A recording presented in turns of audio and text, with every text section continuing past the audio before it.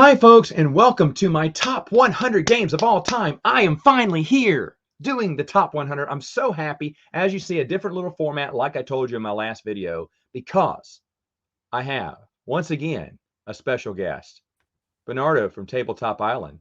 Hello, sir. Hey, buddy. How are you? How are you? Good. I'm It's good. good How to are see you? you. Yeah. Man, I'm glad you got to do this. We've been talking about this since August. About doing this because I didn't do it for my vintage games this year because I didn't give me vintage games. But you were like, "Hey, when are you doing your regular list?" I said, "You got 100?" You said, "Oh, I got 100." And prior to going live here, we were chatting and we're talking about that.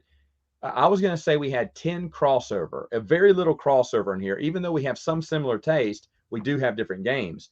You said, I let you guess first. You said 10. So I had to go high or low, just like in The Price is Right. And I went low because in most BGG top 100s, I can only find 5 or 6 people who have the same games as I do in my top 100. You go top 200, I have way more games that are in their top 100s. But you may be right here. So even if you go above 10, you'll be right above me, but we'll see how that works. This is your first time to do a top 100 for regular games, right? Yeah. I did my top 50 on my channel early this year, and I realized how stressful it was, and I missed a whole lot of things. And with all the games that came in, I knew that was going to change drastically. So, Well, I think after we recorded those, you came back to me and said, this and this. And I found out this would have been much higher. Or you played something the weekend after and went, nope, this would have been way higher. mm-hmm. And that's how it always works. Because when I do my top 100, the time it airs, by the time this airs, I promise you, my entire list will be altered because you keep playing games.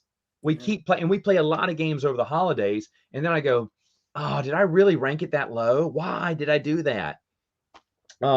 So we're going to go through our top 100 through 91 today, and we're going to do a few more. We're going to start with, by the way, Bernardo, how hard was it to do number 100? That's always the hardest choice for me because it's like Honestly, I the rest feel of like them you don't love. in my head, I feel like I already knew what number 100 was. So figuring out the top 10 was the hardest for me. Wow. Okay. Interesting. That's interesting. I do have, I think I counted earlier, like 10 or 11 games that are new to my list. A lot of new games, as people have seen my top, whatever, 230, 240 I've been doing right now. You see a lot of new games hitting that area because sometimes I don't want to be cult of the new. I hate being cult of the new. Like, oh, I got to play for the first. You can't help but feel that way. I mean, honestly, 10 or 11 more games got in here. Some of them are ranked really high and I just can't help it. It's new, it's shiny, I love it. Will it stay there or will it move down? We're going to have to see. But my 100 is always hard. There's always like 3 or 4 games sitting there fighting in my brain about it.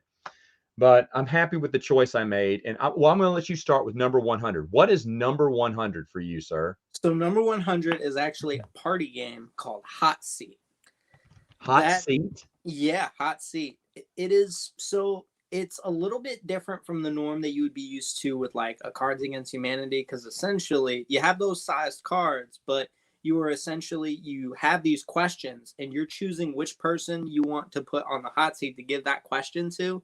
And they can set you up with one if that's the case. You don't draw a card on your turn, and you basically have to put in an answer, and everyone has to guess what they think the answer is for that, and then you mix it up, and then you read them out, and they try to guess which one they think is yours. See how well people know you, basically. It is hilarious. It's such a random game. I know. I got it as a gift, and it's probably one of the most played party games. I bring it to a lot of places, especially with a lot of new groups of friends that I end up with, because you get down to the nitty gritty, and people really do just be throwing people under the bus. It's great. Nice. Yeah, this is the only picture. That was the only Yeah, picture. that's all you need to see, honestly. Just cards with words. It's just cards. Okay, interesting. You will not see party games. I got rid of the last one this year. I got rid. No, if everyone knows this, say anything is not on my collection anymore. It's the last party game I kept, and I finally got rid of it. Not a party game guy, I just me. faded from them, but I still have some that are really unique. Well, I usually keep one because they're. In fact, you see one, you've seen them all. It's almost like a Cards Against Humanity, reboot or something, a copycat thing for party games. I know not all games are like that, but for me, party games, and I love the idea of party games. That's what get people into board games too, and anyone, even someone who's not a gamer can get into a party game. Mm-hmm. But for me, I'm beyond that. My number 100 is from one of my current favorite designers here. It's been in my collection for 6 years now. Most of those years, it was in my top 100. Last year, it fell out. And this year, it barely made it back in, but it's wonderful. It's Livingstone. Livingstone. Livingstone is just, and someone made fun of me earlier on the list and said that they love how I always talk about my games. So I say, oh, I love this game. This is a great game. This is a great game. I always say that to everything, which is true. And so I'm going to try to avoid saying that as much. But however, this is a great game. My favorite designer, number 100. Yeah, the designer is Benjamin, and I'm going to butcher this name, but Benjamin Sphere or something. And boy, do I like this dude. You will see some more. As people have seen a few of his games pop up on my top 100, and this is one I'm pulling up on Board Game Geek now. But you'll see a few more of his games pop up in my top 100 too.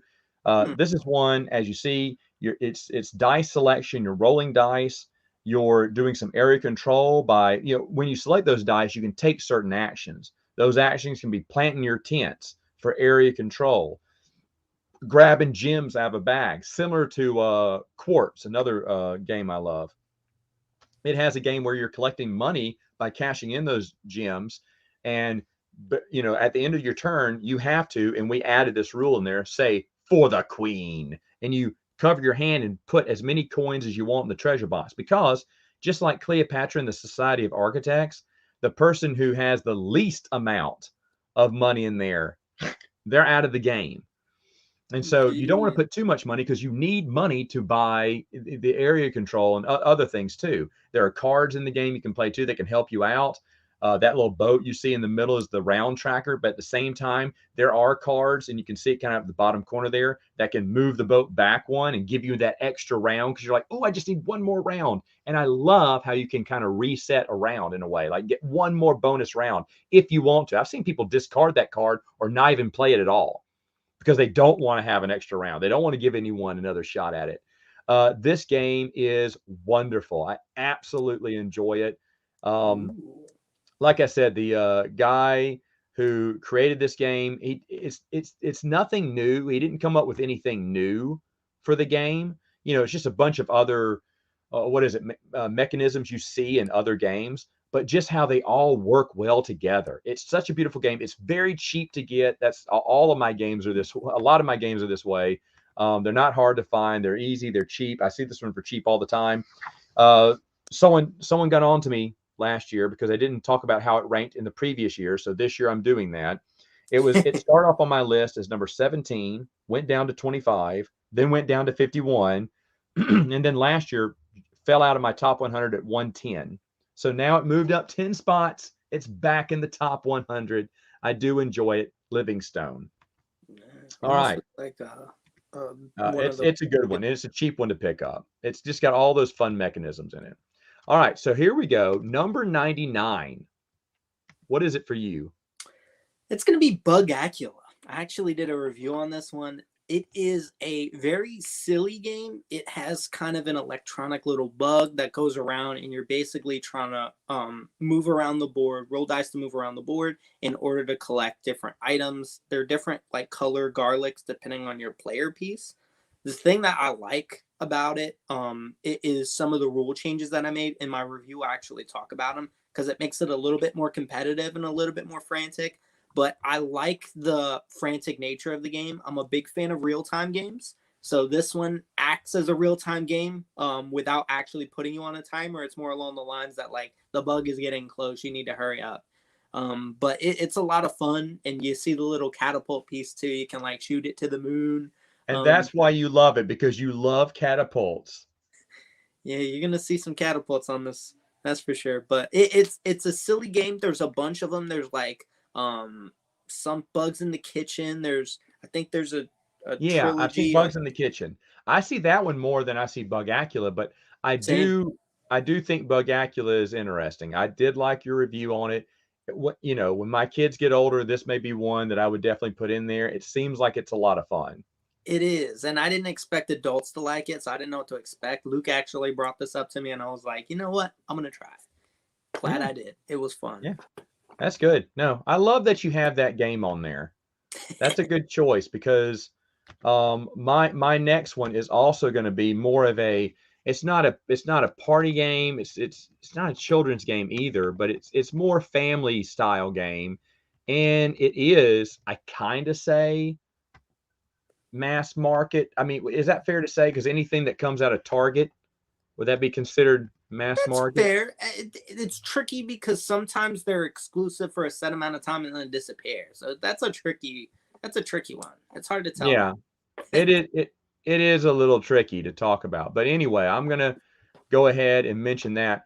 My number 99 has been in my collection for 4 years. It is a card game. I am not a card underneath, I guess, party games would be card games. I am not a card game fan. Everyone's seen a few card games make it into my top 200 or whatnot, but to get in my top 100, you got to be good. And this one is good. It gets played a lot. It is Monster Crunch. I always see this game. I've never played it. The I love the cereals though a lot. I love the cereals. I eat them every year.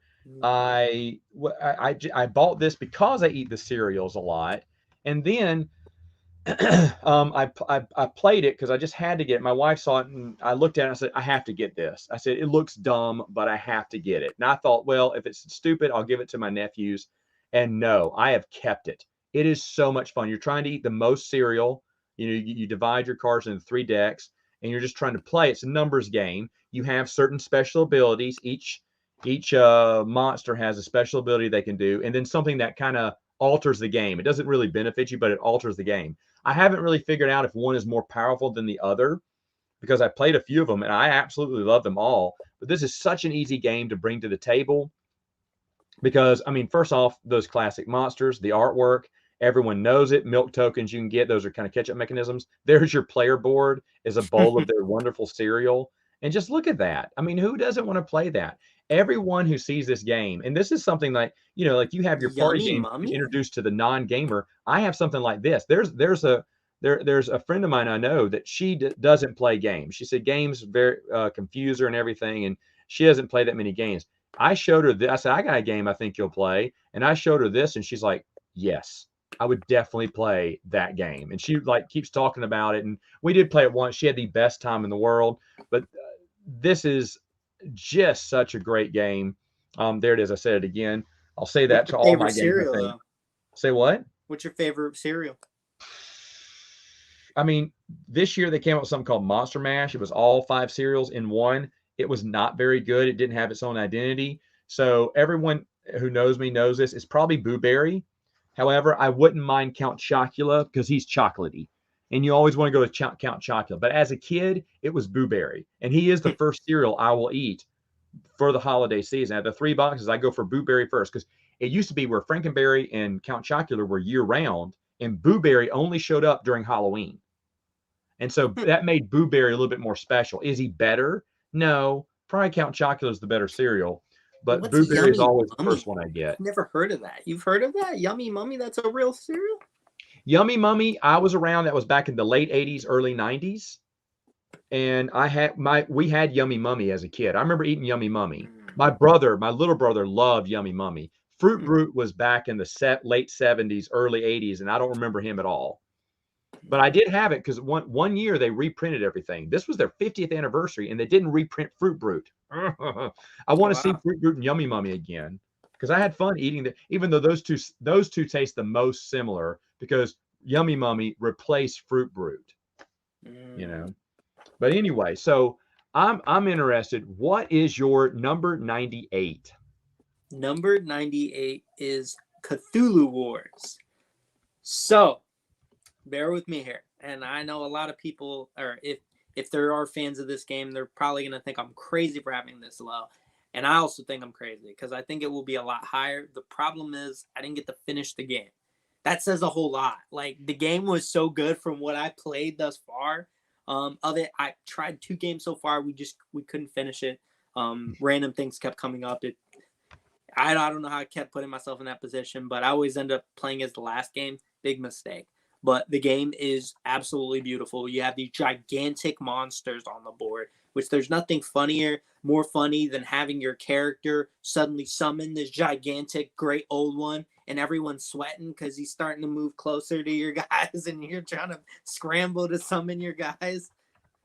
It's a lot of fun. It Lots will of minis in this 100% one. be higher. I've heard you talk about this one. Look at all those minis.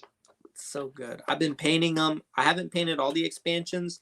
I am a big completionist, and I'm sure Matt probably is the same. I have everything, which is more than I could ever desire and need. You do not need everything. I'll be honest with you, the base game will probably hold up enough. If you play it enough, you can buy expansions one at a time. Don't be crazy. It's really expensive.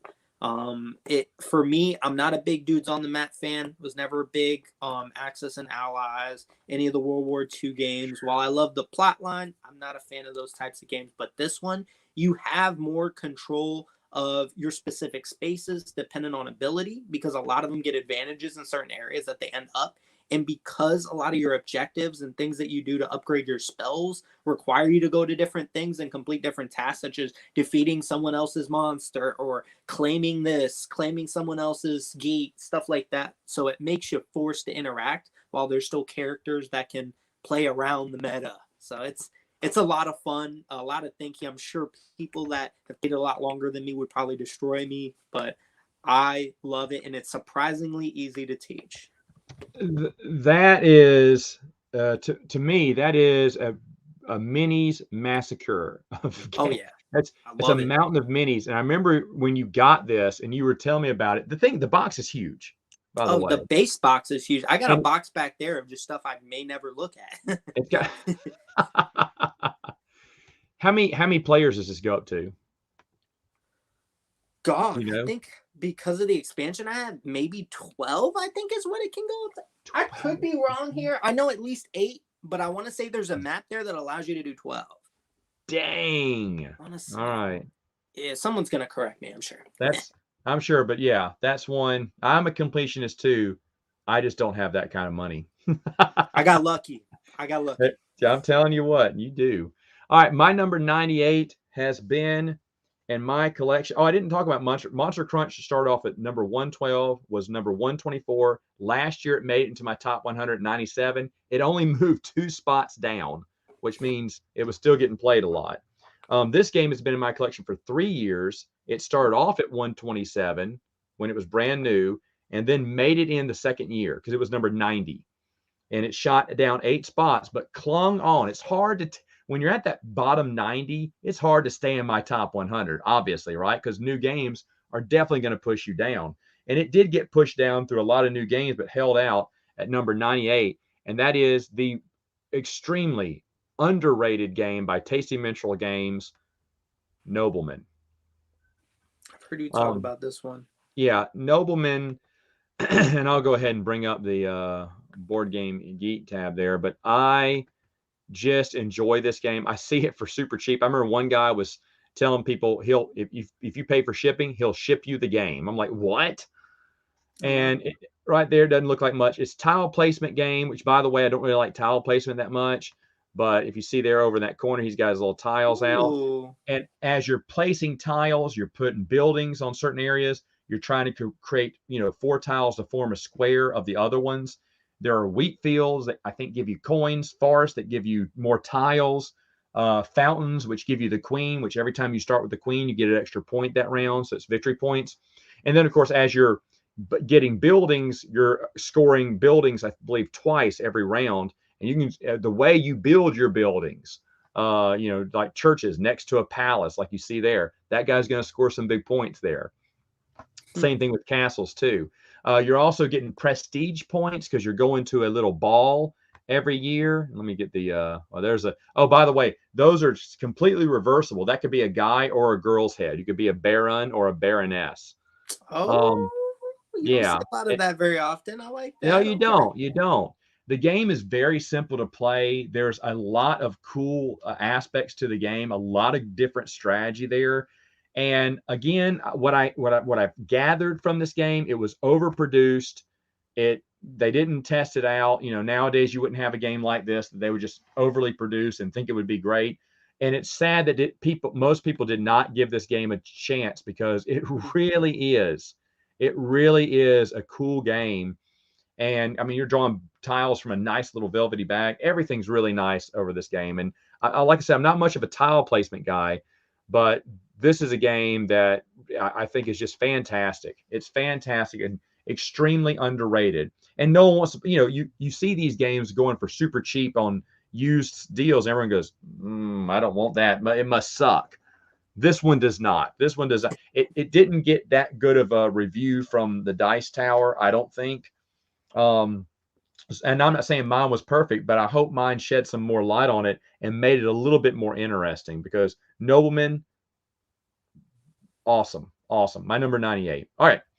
97 for you, sir. 7 is going to be. And by the way, I need to add that I thought Cthulhu Wars would be in your top 50. Oh, so I'm really surprised when I actually complete a game. Okay, I'm sure. But I need to know. You talk a lot about Cthulhu Wars. Oh my gosh, I can't wait to. All right, so here we go. Number 97. Bermuda Pirates. I thought you were going to say Bermuda Triangle for a minute. Like, we're going to vintage games here. Crossover. All right, so Bermuda Pirates. Bermuda Pirates. Yeah. Right. So this is a game that I struggled with where it would fall on the list because when I first played it, I played it at a convention and I was like, oh, this is really cool. So you have these ships and you're pushing from the back and you're trying to get a gem in each color and bring it back to your island. So what you're doing is with one finger, you're pushing and following kind of your own path. However, there's magnets on the board. There's a magnet in your boat and they can activate to basically shoot the gems off. So you can get one, which is the smart thing, or you can try to get all three, but if they all pop, you got to then go around to try to go and get them. The interesting thing and the reason why I've been getting a lot of mileage out of this game is there's a bunch of plates that are interchangeable and can rotate where there's an infinite amount of possibilities. The game will always be different. You got those little buoys that you'll see there to kind of mark spaces because you only get a set amount of them. I think it's like 2 or 3, where you can kind of mark to say, all right, this is where the magnet was that was luring my boat. And you're kind of just following a path and you can kind of sometimes feel a little tension and you kind of pull away, but most of the time it's too late and it just sucks your boat. It's surprisingly a lot of fun. There's so much tension involved in the game. It has the tension I like from like real-time games, which I mentioned I really enjoy. And this game surprised me. I played at a convention. I was like, wow, this was a lot of fun. Then we played it when we got it. I actually played it this year, and it was a lot of fun. Like, we all very much enjoyed it. I was very surprised by this, and the replayability is surprisingly off the charts. So this is rotating magnets, correct? Under the board. Is that what they are? They don't move, so the board is stagnant. So whatever lures the magnet doesn't rotate on the board, but they're like 4 different slot sheets. There might be more than 4. Oh, okay. So you're shaking the slot sheets, and that's what makes it different. Flip them, rotate them. Yeah, it's just so many possibilities. That's it. And we always we talk about this. There's always games that we like that have cool mechanisms that we haven't seen utilized before. And a lot of times we talk about this in vintage games. Yeah. Because vintage games were very creative. A lot of them were very creative back then. And you kind of want to ask yourself, why hasn't this been implemented again? I did a review on the Buck Rogers game. The mechanism that they put in there with space travel and how everything's rotating around the sun, I'm like, oh my gosh, so certain rounds, certain distances of planets are very short, where other rounds they take you a long time to get there. I was like, how smart, how come no one's done this before? So that's neat. I'm glad you have Bermuda Pirates in there. I remember you talking about this one, and I remember you did a video on this one, right? Yeah, put my face on the cover of it. I Pirate really like cover. that review a lot. That's a good one. My number 97 has been in my collection for 5 years. For those first 3 years, it stayed around the top 30. It was number 31, 33, and then back to 31. Last year, it started taking its dive, though, went down to 77. This year, it drops 20 more spots to 97. You know, it's staying in my top 100, but it has lost a little bit of steam. That means we need to put more coal in it to pick it Coal up. Baron? Oh, look at the man. He got it right. I absolutely adore Cole Baron. Because it has, and it's all built around that first round where you were bidding these like cylinders, and you only got a X amount of cylinders there. And so you're trying to bet them, by how many you want to put out. Now, someone can outbet you by putting more cylinders there, but you don't get your cylinders back. They go into they go off the board. Basically, they're inactive after that. So it's choosing how many you want to put down at one time. You don't want to, blow all your cylinders on just one spot unless you really need that spot. But there's a lot of checks and balances here on this game, and it's got the little player board that has the elevator that can slide up and down, which is kind of cool. You're bidding on actions, you're bidding on coal mines, you're bidding on contracts, you're bidding on delivery, how to deliver those. And every round, the game's going to score more and more different different departments. You'll always, first off, you're just scoring who has the most coal. Then it's who has the most of these type of contracts or whatnot. Then it's who has the most coal, contracts, and something else. I can't remember, but you think after the first two rounds, like, man, we're never going to get around the board. At the end of the third round, this game is very quick too. Someone is going to make it around the score tracker. It's amazing because the first time you score the game, it's like, oh, I got 6 points. I got 7 and he's got 4. This is what it's going to be like every round. Oh, the next round. Now I have 20 something. He has 20 something. He has 18. How are we going to get around this board at the third round? And then suddenly all the points come banking in. And it's so great because as you're bidding for these different areas, your mind, if you're not paying attention, someone can get away with easy, like with only one, putting out one cube or one cylinder. They can buy something that's really expensive or really good, like get big action points or get the contracts. I've gotten a monopoly on all the money. Money can be very tight in the game, and I just played my cylinders right and was able to. People forgot to bid on money, or they forgot to bid on action points. I had so many action points one round, I didn't have to spend them all, and it's the auction round, that bidding round, that really makes this game shine. And of course, I like the little sliding the elevator up and down, grabbing the coal. There's a card game that's for sale for really cheap. Don't get it. I hear it sucks. But the board game, Coal Baron, yes, it's so much fun. It is so much fun. I've always looked out at that one ever since you did your review on this one. Yeah, it's an easy game.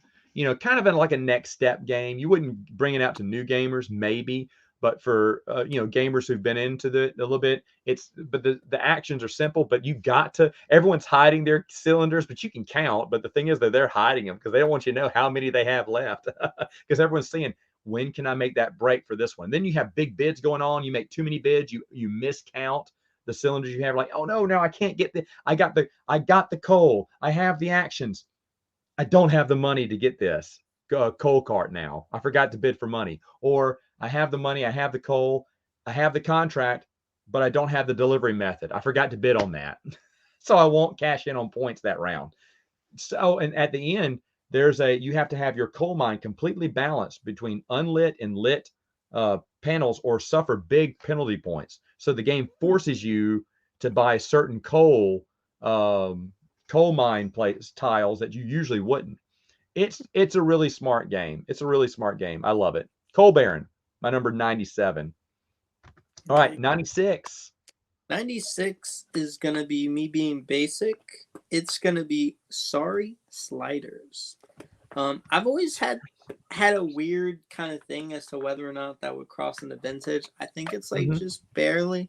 It's a new version of an old game. It came out what 20 in the 2000s. 2002, I think.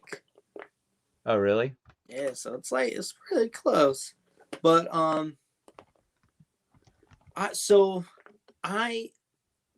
it's a weird one. So like it's like a shuffleboard kind of sorry. These pieces that roll on these metal bearings that you kind of slide across the board. It's so simple. The thing I like about this one is probably my favorite sorry is that you can make different configurations for the board to play different types of games. Again, I love toy factors on games, and my friends love this game. It's easy to get to the table. Takes literally seconds to set up if you already know what configuration you're going to do. If not, maybe a minute, if that. It's so simple. I know they did a cars version, which is kind of funny too. That one seemed a little bit more like pitch car as opposed to this one. But this one, surprisingly a lot of fun. Again, people that aren't big into gaming will definitely find some value in this, especially if they remember Sorry as a kid. It has that like you get screwed over element like Sorry, but it doesn't really have that major disappointment of just drawing that card, because that game lost a lot. We don't look at family the same anymore after that card drawn. Retro board gamer would be happy they show kids having fun. Yeah, I feel like this one could probably be a vintage game at this point. What was the year on it for BGG? Well, this says 2008, so okay. I mean, so yeah. So it's still, in my opinion, it would fit under that. But at the same time, it's still a game I think you can buy today, right? I think they still do some reprints. They might even be retheming a lot of it now. I don't know for sure. So rethemes, not reprints. Fair. Yeah. Okay. I like that you look at that. I didn't know that Sorry was going to be on this list. Not regular Sorry. Not regular Sorry. Sorry sliders. Is it kind of like what's the game Crickly? As they're flipping, I've never played that one, but is it like a flick'em game? It's kind of like a flick'em game where you're trying to land on a certain target. Again, you can go after someone else and knock theirs out of the area, which can set them into the sorry spot, which would suck for them. It's a lot of fun. It's a lot of fun. I was very surprised by it. I didn't expect. You look into a game called Caveman Curling. That's the same kind of flicking thing. Yeah, Caveman Curling. It's a cheap game, but it looks kind of fun. That's funny. I thought about getting it for a while. But yeah. Anyway, all right. Awesome. My number, when I misspelled it here. Hold on. My number 96 has been in my collection for only 2 years. It's first year on the list. It ranked really high. Couldn't help it. 56. So it gets it. I call this it's sophomore slump. It's the second year on the list, and I didn't play it as much, but I still like it. And that is Passing Through Petra. It was a new game last year that came out. I thought it was going to be a big hit, and I got it. I was thinking, yeah, this is going to be a big one. And I should have known, if I like it, it's not going to be a big hit. It must be board game poison to the masses. But it is a fun game where you have these actions. It's on a 3x3 grid, and wherever you move your little man on this grid, that is the action you will take. So you can't take any one action more than once. And you're trying to get rid of, you see this guy's player board, you're trying to get rid of the cubes. Now, not the cubes in there. He put cubes on his little table there, but you're trying to get rid of your cubes onto the board, okay? Onto the regular board and everything. And you're doing that by combining, getting merchants, and then cashing in those merchants, multiplying that by the storekeeper shops on top. There's a great balance of what you need here. That is a terrible picture of the board disassembled. Where are some good ones? I mean, there's the bag you're pulling tons of merchants out of, and the board looks great when it's set up. There's a picture of it set up. There you go. There's a great picture of it. You and your wooden pieces. You're selecting merchants. You're moving, as you see, the seek, the market, the village, and the plaza. I believe once you move one of your people in that direction, you can't take that action again. So for yellow, who's standing in the middle, he can take one market action because he can move toward the market. After that, he either has to take a plaza action, a seek action, or a village action, depending on where he is. But he can't, like blue. Blue can't take another market action because it's at the end of market, so it can't move anymore in that direction. It really forces you to make some calculated decisions here. And it's such a wonderful, like I said, it plays really smooth. You have little camel tokens can give you bonus movements because you're trying to go around some of these rondelles that you see here all around the board. As you move your marker around the rondelle, not only will you get special abilities, but you also get to drop off some of your cubes. It's another way to get rid of cubes. There are cards that you can purchase that if you do achieve certain objectives in the game, you can put a cube on that card. That's another way to get rid of cubes. But whoever gets rid of all their cubes first wins. I also like it that each player board is not the same, meaning the way you match up the people in the market and the people in the shops is not the same for each player. So each player, it forces them to get different types of tiles. Not everyone's going for the same tile at the same time, unless my purple merchants do something different than yours do or something, and we're both wanting to cash in on that type of merchant. So much fun. So much fun. But unfortunately, the game got no love last year, and it figures, right? Because that's how it ended up on my list. I love the games that no one else loves. But passing through Petra, well worth your time. It did get its sophomore slump this year, but stayed in my top 100 because it did get played a few times. All right, so what is 95 for you? Yeah, we're flipping the whole table on this one. Hako Onna. I don't know how to spell that. Hakoonna.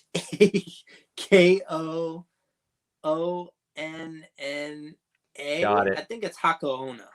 Okay, I got it now. I'll look it up. Folks, if you know, I don't know his list, so I'm just flying by the seat of my pants when he gets one. There you go. All right, I'll pull it up. Oh my gosh. I hope I got the right one. Have a creepy girl on the cover. Yeah. So it's a hard game. It's a game that I think will over time start to climb up at least into the top 50. It is a lot of fun. So the goal of the game is to get one set of individuals are kind of the investigators or just the individuals who are trapped in the house by this Grudge. Basically, it's Grudge, the board game, if you're familiar with the film. Oh, shut up. I am. So basically, one person is playing the Grudge Girl and they're setting out different kind of almost traps, and the individuals are trying to find the ways to kill her. Either they find the key combination to the safe to get the key to escape the house, either they find her doll and join it in with her, or they burn her bones in order to get rid of her. It is a very tension built game because, like, if you flip over that tile that shows her on it, then she just turns you into one of her minions, and then it gets even crazier. And it's tension building. What you see there is almost like a dexterity element where you have to stack them, but if they fall, you make noise, and the Hako Onna gets to kind of react on that player's turn. A lot of people don't really care for the dexterity element, so they did add cards if you don't want to add that piece. I think the dexterity element's a lot of fun, even though I suck terribly at it. But it's a very small board, small box, easy to carry with you. And they added this little fun element because this was originally a Japanese game. Surprise, surprise. Either Japanese, Korean. I think it is Japanese, where the inside cover of the box, when they lose, basically there's a point in the game where I keep forgetting. I'm kind of mixing the rules with another game I have where they'll close their eyes, and when they open their eyes, they'll show them the inside of the lid, which says game over, and it's the girl up in their face. So it's kind of a jump scare for them almost. A lot of fun. It's surprisingly a lot of fun. And again, I can see that one climbing more once I get more plays of it. You have surprised me with this one. I'd never heard about this one. You never told me about this. I reviewed it. You reviewed it? Yeah, way back. It's funny. I forgot I had. I'll be honest. The box is so small, it kind of blends in, and I had it on a shelf with like games that I typically wouldn't have had it on the shelf with. So I've always passed by it. I think it'll be a good Halloween hitter. It's a lot of fun. I made a lot of really outrageous jokes in that commercial, actually. Wow, I need to go back and see. I don't remember this, but yeah, the Ring I absolutely love. So this would be one that would be up my alley. Yeah, And it's more kind of leaning towards the Grudge a bit because no tape, but yeah, it's a lot of fun. Really creepy. I love the art. It's again, it packs small, plays big. I like it. Mm-hmm. Hako Onna, huh? Definitely one I'm adding to my review. I'm gonna look at that. Mm-hmm. All right, cool. My number 95, been in my collection for 5 years. All of those years, it's been a top 100 game. It started off number 33, then went to 34, then went to 43, then went to 70. As games stay in your collection, sometimes they stay in there, sometimes they drop down because new games keep coming in. So it moved down 25 spots. It did get a reprint a few years ago. I did not get it, though I did try to trade for it this year, and I traded a lot of games, and he wanted it. He wanted these games. I gave him games he wanted. For that game, he said, I can't let you have my deluxe version of Cleopatra and the Society of Architects. I really, really want this game. My game shop has the original. I really want that new one. It just looks so pretty. The new one looks beautiful. It's okay to get the original one, though, because look at the original. Look at that. That still looks nice. I don't care who you are. Now, I don't like this tray. They make it seem simple in there, and it's not. It's kind of bugs me how the tray works because it's kind of hard to get everything fit in there. But or to get the plastic covering on top of it. But the pieces look. This is all the original version I'm showing because I play this one. It's great. You're drafting cards to get resources to build some of the items in the temple. The box you flip upside down. It becomes part of the temple as well. And after you're done playing this game, you take pictures of it because it just looks beautiful. So much strategy, but the whole time you're getting corruption tokens and putting them in your little pyramid there. Now in the new game, obviously those are plastic ones and they look awesome. This is just basic cardboard ones that work well, but you're taking these cards, taking these workers. Sometimes you're taking cards that give you corruption, but they give you cheats in the game that you want to get. And you don't want to have, you want to have the least amount of corruption at the end of the game because whoever has the most amount, they die. And then second place wins. Now, usually once or twice in the game, there are dice you can roll. You can kind of see them at the bottom of the board there. Every time you build something, you roll these dice. I think on one side of the dice is the Ankh symbol. And so if you roll that symbol, and all of them pop up, there's a better shot of the dice there. If all of them pop up with the Ankh symbol face up, then you get to do a sacrifice, and you bring all these points. You bring all you take your victory points and you bid. Whoever has the most victory points, they're the only one that gets rid of corruption. Everyone else, they're going to get some corruption. If someone gave nothing, they'll get the most, and so on and so forth. And it is an intense game because at first you're trying to keep track of who has what corruption, but after a while you can't anymore, and people start to panic after a while in this game. But it is a beautiful game. I think they're called talents or whatnot. They all look the same when they're face down, but face up they can represent 1, 5s, 10s, 2s, 7s, all different types of numbers there. But what a phenomenal game to play. The new edition, like I said, looks beautiful. I'd love to have it, but for right now, I'm happy with the old version. I will play the old version a million times over, and it's been in my collection for many years now, and for good reason. 95, Cleopatra and the Society of Architects. Fun game. All right. That's one I've been looking at, and I heard that even with the new one, that like it's such a pain to set up for a simple game. But I don't care. I want it. No, the setup. I'll be honest. The setup isn't that bad. Oh, I should mention that's the one that has you shuffle some of the cards upside down and right side up, so that some cards are not hidden, some are. There's a mystery pile and a regular, and I love that. I love that about this game. And that's unique because I don't see that in any other games. So, anyway, though, that's my number 95. What's your number 94, sir? 94, I'm bringing it back to the classics for my game group, The Resistance. I am really good at this game. I have so much fun playing. Essentially, you have two sets of teams. Depending on the number of players, depends how many individuals are going to be a part of who are going to be the spies, basically. So you got the resistance, you got the spies, and basically you each player's turn, they're trying to recruit people to go in on missions with. Each mission will have a certain set amount of individuals that'll be going on it, whether it's 3, 4, 2, and you're kind of trying to narrow it down because the spy can fail a mission. So you have a pass or fail card. If you're the resistance, you can only pass it. If you are a spy, you can pass or fail it. So you're kind of playing a mind game where, like, okay, he passed it in this round, so I think I can trust him. But really, you were just trying to wheedle your way into the end game where you start to fail it.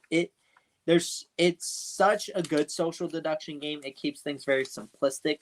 I'll be honest with you. I have like Deception, Murder in Hong Kong, stuff like that. I've still yet to get to the table. I think something like that would end up kind of outshining this game, but it's one of the most played games in my collection. I remember one day we played it about 38 times back to back. It was ridiculous. Wow. Yeah. Okay. Well, and that's the thing. Games you play a lot of and that you really enjoy, those are games that are going to be in my top 100 too. Mm-hmm. So that's all right. Good job. I've heard a lot about this. My nephews really want to play this. I'm sure we would enjoy it. Card game kind of turns me off, but I'm told by a lot of people I need to try this. Oh, it's fun. Okay. My number 94, been in my collection for 3 years. Start off at number 28, then went down to 43, and now it's down 51 spots, but it stays in the top 100 because it is a fun game. Signorie. There's a good friend of mine who's been watching my top videos, and this was one of the first games he recommended to me. Now, I heard he doesn't play it anymore, which is a shame because I still play it. Yes, it's kind of dropped a lot in the past few years, but we still play this game. It's got several choices. Let me show you what this game looks like. Of course, there's the cover there. And you are basically a family. You're trying to build the strongest family in this era. And by doing that, you're marrying off your sons to get more children, to put your grandchildren in different places among the board, to put them into the military, the king's court, the abbeys or whatnot, so they can achieve greatness in those places and then go out and either resolve conflicts, win wars, stuff like that. Yes, die selection again as you're selecting die, and the color of the die that you choose and the number of the die that you choose matter, and the action that you can take through each color matter too, because there's, as you see here, 3 different actions you can take in every round. You can be upgrading your board, or doing a special action, or buying something special on the board game there. It looks, this one kind of makes it look kind of boring now that I see it, the brown board, but man, there's so much going on here. And every time I get this to the table, it is a race to see. And this is another one where you don't have to use the same strategy to win. There's not one strategy that is a guaranteed win. You just have to go with what works. And after a while, you kind of develop your own little strategy. There's little boy meeples. There are girl meeples too. You roll the children die. Like when your kids get it on, you have to roll these dice, and that determines, odd number, even number, if you're getting a boy or a girl. You marry your daughters off to more powerful families. So a lot going on with this game. There's the brides there.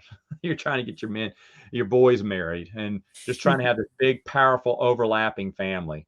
Signorie is such a fun game. No one ever talks about it anymore. I guess it's kind of gone the way of the buffalo, but that's why it's probably on my list, because no one talks about it. But I've had this game in my collection for a few years. My good friend, he's recommended tons of games for me. I will always listen to him, but this is the first one he ever showed me, and I still enjoy it. All right, what is number 93? This has been a good list so far for both of us. Yeah, 93 is actually going to be Fluxx. However, Fluxx Jumanji. So I like Fluxx. I've played a number of them, like I have the Cartoon Network one. That's the first one I picked up. But I saw the Jumanji one. It's the newer one. Essentially, it's a game that doesn't have a set rule, except the rule is you can play a card, and depending on the rule depends on how many cards you get to draw and how many cards you get to play. and the cards you play can consistently change the rules of the game. It fits the theme for Jumanji so well because when you're playing Jumanji, the rules are consistently changing as you're playing the game. There's cards like the character cards. I forget what they call them because they call them different things in a few different versions, that you're trying to almost do like a set collection, because if you get specific characters on the field, while there is the kind of objective card that says those two characters, you can win the game. A lot of them typically follow that suit, but each individual one has their own set of unique rules. This one is a lot of fun. I love Jumanji, so this one was one I had to at least try. And I really enjoy Fluxx. I know Luke had a big thing on Fluxx with like his vintage list, because technically it's been around for a long time and it hasn't changed with the base game. But I love all the thematic stuff they've done, and it's a big cultivated game for a reason. And I was very surprised by it. I didn't know what to expect because no one knew how to explain what the game was to me. Yeah, I know you love this game. You've talked about this game more than once to me, and you do love Jumanji. You have the original wooden version of this game. So this game has always been big for you. So yeah, I know, and I've never played Fluxx, so I should give it a shot. It's a card game, to be fair. All right, so I want to apologize to everyone because we haven't mentioned Queen Games yet. And that's my fault since Bernardo has no taste. So let me go ahead and talk about. Well, I have so many. I have a Queen game here. It's the first one that you're going to see on my top 100. It's number 93. Last year, it debuted on my list at number 89. So it only shoots down 4 spots. And there's, as I said, I got 10 or 11 games that could kind of push it down, but it still moved up a little bit. But the new games just kept it down. It is wonderful. It is like people management Colonia. Colonia is a game that there's spaces on the board. You have X amount of workers that you're basically either bidding to go first. I'm showing this version because that's the collector's edition. And all it has, instead of cubes, it gives you these little meeple men. Cubes would be fine. Say what? Is that the one you got? That's the one I have. But to be honest, you can get the regular version and just start playing with cubes, because that's the only difference between the collector's edition. See, the regular ones just have cubes, and that's totally fine. In fact, it's probably not worth paying the extra. But you're moving around the board.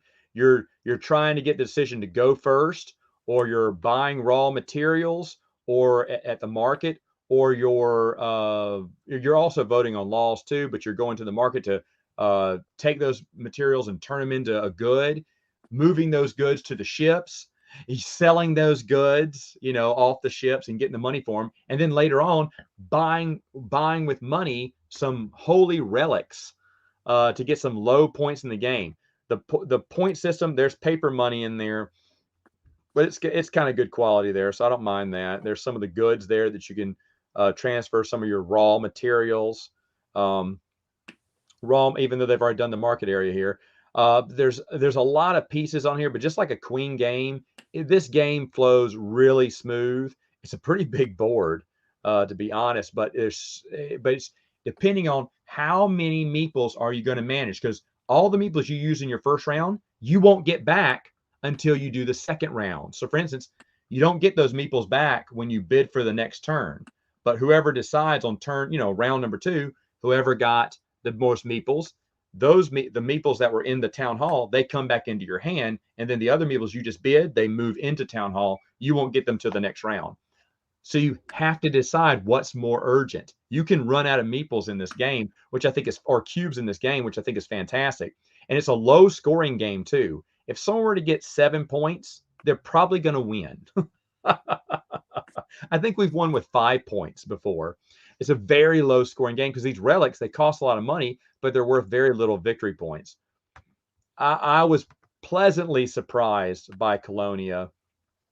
And like I said, only moved down 4 spots on the list, which is great. Didn't get a chance to move up, but has been played a couple of times. That you're doing all this for only a handful of points. That's just great. I love it. Colonia, my number 93. All right. 92, sir. 92 is going to be Unicorn Fever. Ooh. This No, is what is it really? You gonna make me put this up? Okay, it's up now. You can't take it You back. should Why? put the first I've never That's played. No, I think I've heard of Unicorn Fever. Yes, I have. I know this game. It is a unicorn racing game. However, you are going to be, I guess, gnome wizards, is what it seems from the artwork. I love it. Who are using magic to try to cheat the race and try to amplify your unicorns and screw over other people's unicorns. It is an adult game themed around a children's game. I will say that because there's a lot of questionable things about it, but it is a blast. I will be honest with you. I don't think I would like it if I just had the base game you can buy in stores. I do have the deluxeified pre-painted giant ones, which there's nothing more funny than watching these. They look like sea cows. There's nothing They're more racing on a rainbow too, I see. Yeah, they're racing the rainbow. Remember, they're fitting the kind of Irish wizard gnome. There's a whole lot going on with it, but it is a silly, hilariously fun betting racing game where you get to upgrade and kind of select which abilities you use to try to counteract with what your opponent has. You get these cards, which actually have really good art. It's very silly artwork, fits the theme. But again, I don't think I would enjoy the game if I didn't have the Deluxeify Kickstarter. Is that the Deluxeify Kickstarter? Those are the ones, and they're giant because when you get the game regularly, they're these little ones. And even if you paint them, I just feel like they're too small. Those giant ones, there's nothing more funny than like rolling dice, praying that like your unicorn's gonna hurry up and race through. It is a blast. It is a very silly game. I think something along the lines of, I forget what it's called, Long Shot. Will probably hey now when I play it. But I think for betting games, this is one of my favorites. It's silly. It looks like it's for children, but I promise you, there's a lot more strategy in the game than you imagine. And I love the theme. It's so funny.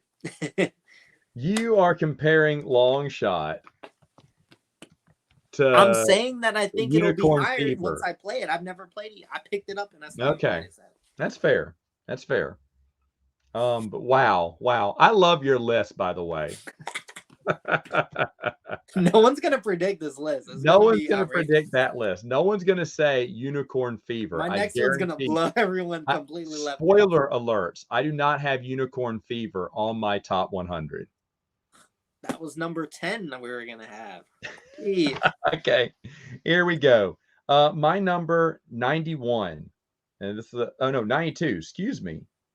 92. Oh no, I messed up here. All right, so 92. Let me reset this. I'm setting this up. All right. So I have to look this up again. Let me make sure I got it right. Okay, it's been in my list for 3 years now. It started off, and this is the most amazing thing about this. This game started off on my list at number 173. Jeez. It gets the What Was I Thinking award. Because after that, it shot all the way up my list to number 99. It improved. I said, this was a top 100 game. I don't know what I was thinking when I played this. And now this year, it inches up 7 spots. So it's got a little bit more room. It's climbing up my list slowly.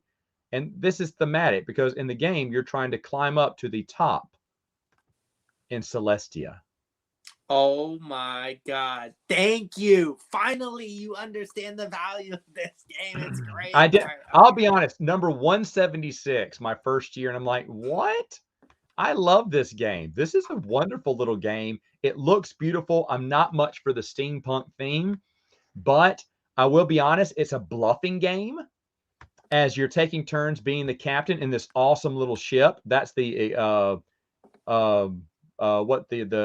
upgraded meeples, which I kind of want, but I can't. Where do you get these? Where were these upgraded? Is this an Etsy thing? You can buy those somewhere, but I've seen them around.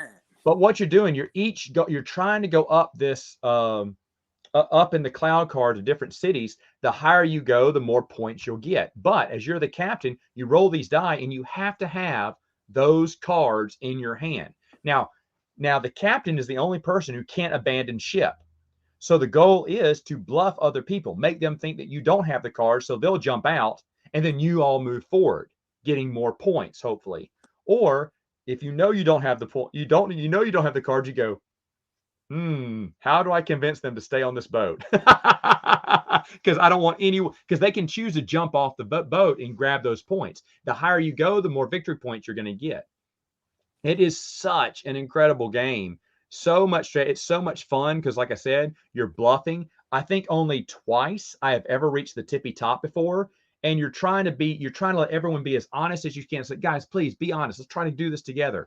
The expansion that you need that I think changed it up for me is a little help, because you have these cards that have a little handprint on it, and you can play them to help out the captain to achieve his goal, which I love. You can save it for yourself or, help another player. The third expansion, I can't remember what it's called.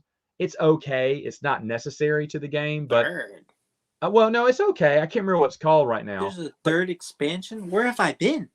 There's a second expansion, but yeah, a third, the base game, a little help, and then something else. I can't remember what it's called.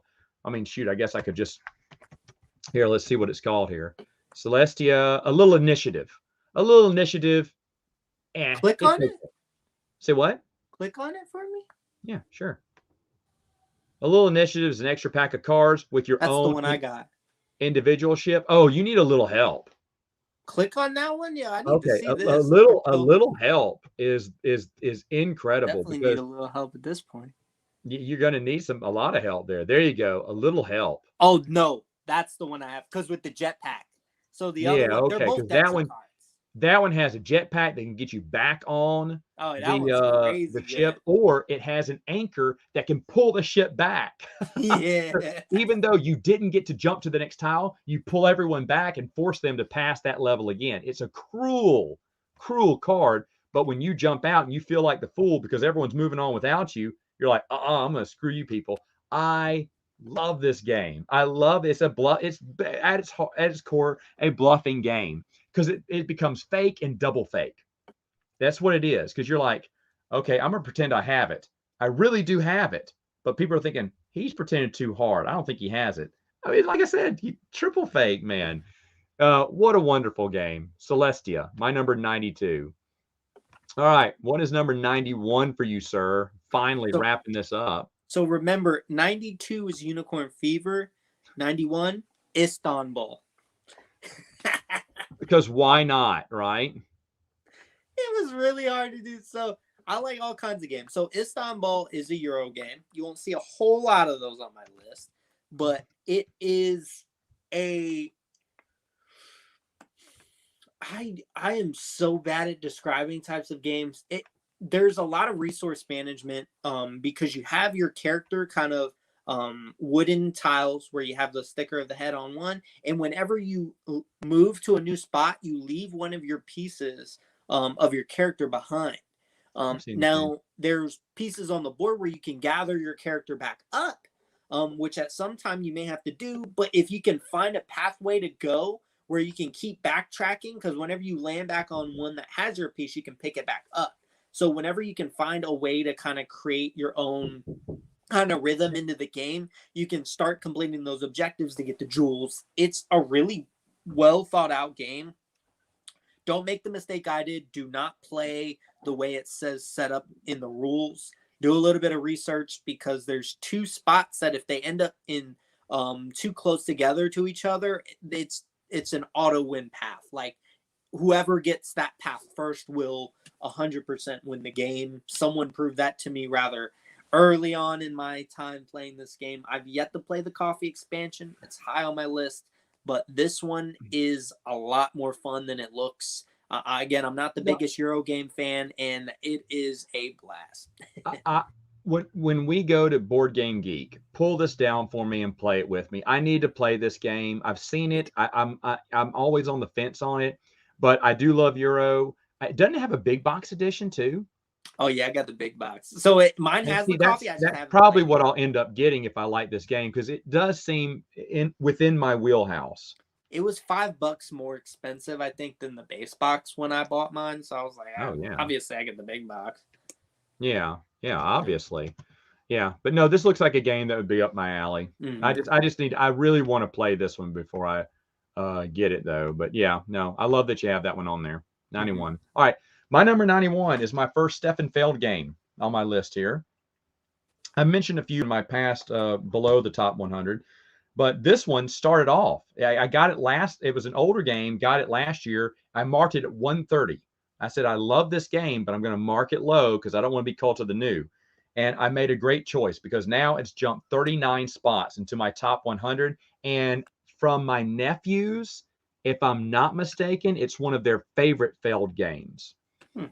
Because I told them all the Stefan Feld games, and they kept saying, "Yeah, I think we like this one better." I see it for cheap all the time. La Isla. La Isla, you are in the rule book says this, you are hunting down extinct animals on this island. And supposedly it was a misprint in the rule book. It was supposed to say you're capturing or observing different animals, but you're hunting down things like the dodo bird and all these other things that are extinct on this island. It's just like a Stefan Feld game, a little bit of point salad, but you're moving around, you're placing characters on this board, trying to surround different animals to get victory points. It's a little bit of set collection too. You have your own little player board where these cards can symbolize three things, and depending on which, what slot you're putting them in, it can be the top. You're taking the top action, or the action over to the bottom left, or the action up to the bottom right. You're increasing the track of a certain extinct animal because you got a lot of those, and you want to get the most points from having that extinct animal. But the game benefits you from getting a set collection of all of them, because if you can get set collections, that can really help you out as well. It's not very hard to figure out. A lot of easy, a lot of simple decisions that you have to make. And once you make them, like I said, here's the place where you place down your cards face down and you put them into your slots. And so your special abilities are changing. You'll have about 3 special abilities in the game, usually 4, because there's a way everyone can get a 4th slot. And so you're taking advantage of these 4 special abilities, and they're always changing because you must play a card. You must alter your special abilities, which alters your gameplay.